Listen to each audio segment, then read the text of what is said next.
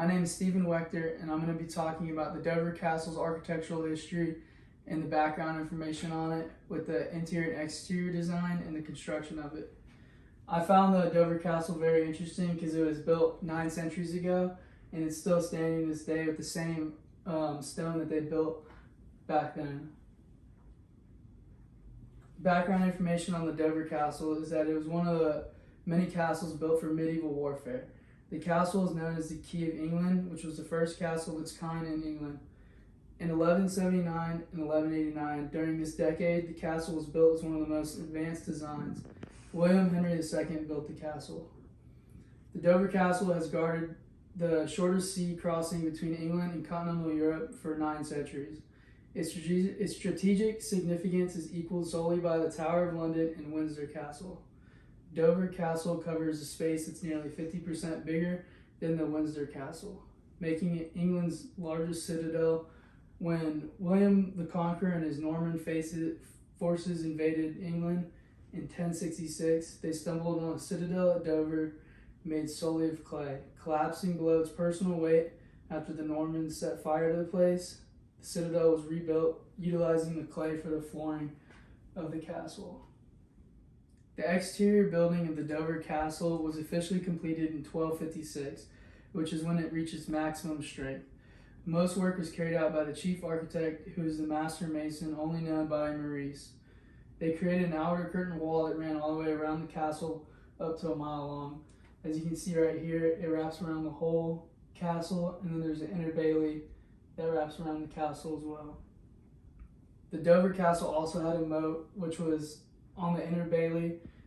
In this picture, it's a street now that wraps around, but it used to be the moat where the water was very deep, and you had to cross a bridge to get through the inner bailey to get into the castle. The inner bailey, after passing through Colton's Gate from the outer bailey, where there was a chapel and a lighthouse, leads inside towards the castle. This leads to the main part of the castle, which stands over 80 feet tall. This is also protected by an inner curtain wall, which stood about 21 feet tall. It was protected by 14 mural towers where it allowed archers to shoot arrows down toward any point in the base. This is where the curtain walls are, that were about 80 feet up, and then they also were able to put archers up there so they could protect the castle as they walked through the main gate, which was Colton's Gate.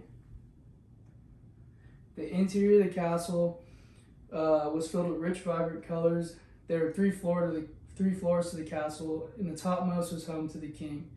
The levels consisted of bedrooms, dining rooms, and hallways. This is one of the children's rooms. It's very colorful, and there's a lot of artwork on the walls. And then this is one of the dining rooms where they went to eat, and they had a lot of designs on the wall for the king. The layout of the Dover Castle was surrounded by 2 walls that wrapped around the entire complex. There was only one entrance to get into the castle, which led up a flight of stairs. After entering the first bailey, there was a drawbridge that leads to the main entryway, which was also surrounded by the moat. This was the first floor plan of the castle, and as you can see right here, there's only one entrance, which leads to main hallways. There's a chapel, and there's also little chamber rooms that lead to bedrooms. And then this is the front entrance. Here's where the drawbridge is, where they can walk through, and then the moat would be underneath that drawbridge. The construction of the Dover Castle was built from stone-bearing masonry.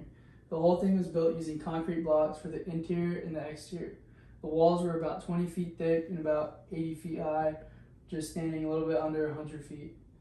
Most of the castle was built using cane stone, and it's about 100 square feet, and hidden within the walls is a gem of a small chapel dedicated to the memory of Thomas A. Becket, the murdered Archbishop of Canterbury.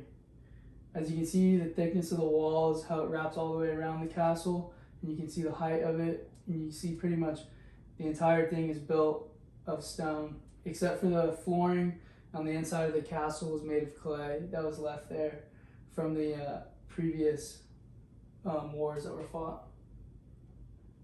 These are my sources that I used to find the pictures and all the information on the Dover Castle. Thank you so much.